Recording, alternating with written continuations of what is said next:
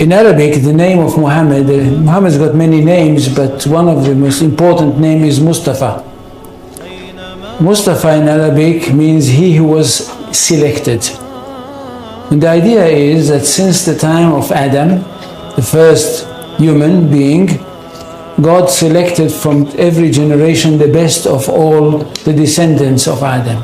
So there was some kind of natural selection, one generation after the other. Until at the end, he selected the best of the best of the best of the best. And this is the Prophet Muhammad. And he chose him to give him his word, the exact word of God, and of course selected him to be the Prophet that will bring to humanity the finest of all revelations. This is Islam. That we are talking about a culture which is highly rich, highly interesting, and highly rewarding. And that's what the most important thing.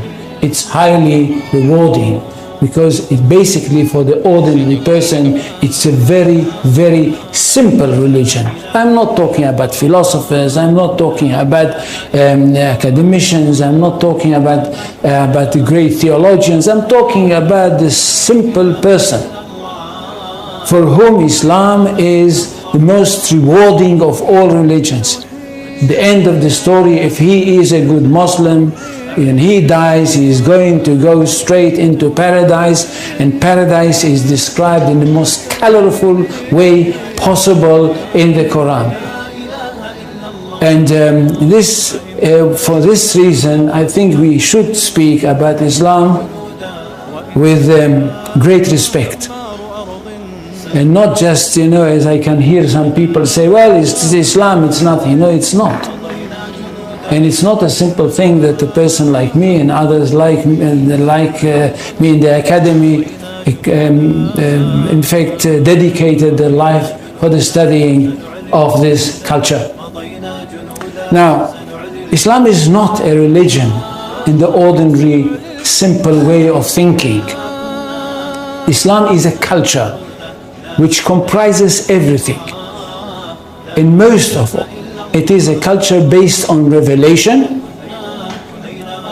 and it is a culture which is based on a legal system. It is basically a legal system. It is a legal system which comprises everything.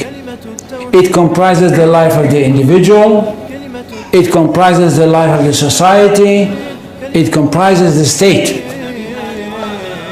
That's one thing. Secondly, it is a world religion. It's not like Judaism, which is not a world religion. It is connected with the chosen people and it's only for them.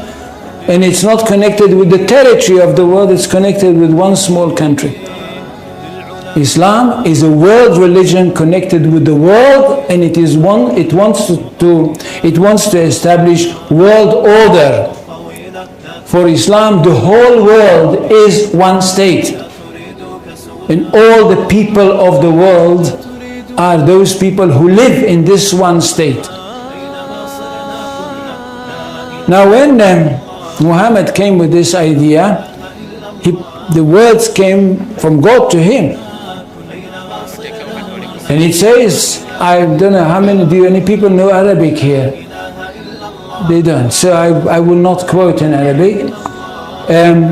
In Surah 61, verses 11-13. we hear that God sent Muhammad with the true religion, with the right message, with the right path, in order that it should overcome all the other religions. Which means that there is only one truth. Jews and Christians, which are called the people of the book, had once their own truth, but they were not a very good custodians, and they falsified their books. That's why Allah had to send another prophet, a modern prophet, that should bring the last word of God and the only word of God to humanity. This is the Quran. Nothing can be superior to it. And because of that, this religion is regarded to be one that stands on top of everything else. In Arabic, they say, Al-Islam ya'lu wa la yu'la alayhi. Islam is superior, nothing can be superior to it. Which means we are talking about not only the final word of God, not only about the finest word of God, but the truest of all revelations. Now what does the community have to do? The community of the believers, those people that were lucky enough to have their hearts open and to have accepted the call of the Prophet Muhammad. What do they have to do? They have a mission in this world, to bring the word of God to the whole universe, or if you want, to the whole of this planet. هو الذي أرسل رسوله بالهدى ودين الحق ليظهره على الدين كله ولو كره المشركون. بارك مينا. بسم الله الرحمن الرحيم. آمين. الحمد لله رب العالمين. آمين. والسلام على رسول الله صلى الله عليه وسلم.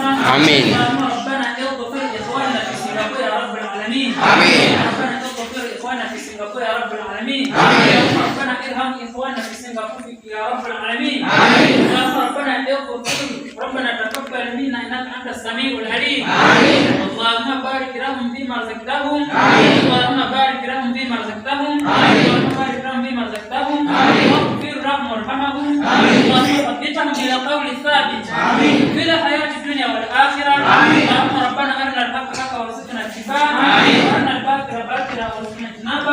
آمين. ربنا اغفر لنا ولإخواننا الذين سبقونا بالإيمان. آمين. واجعل في قلوبنا كتاب للذين آمنوا ربنا إنك رؤوف رحيم. آمين. وصلى الله على سيدنا محمد وعلى آله وصحبه وسلم والحمد لله رب العالمين. تكبير. تكبير. بارك الله فيكم. بارك الله فيكم. بارك الله فيكم. Thank you, Singapore.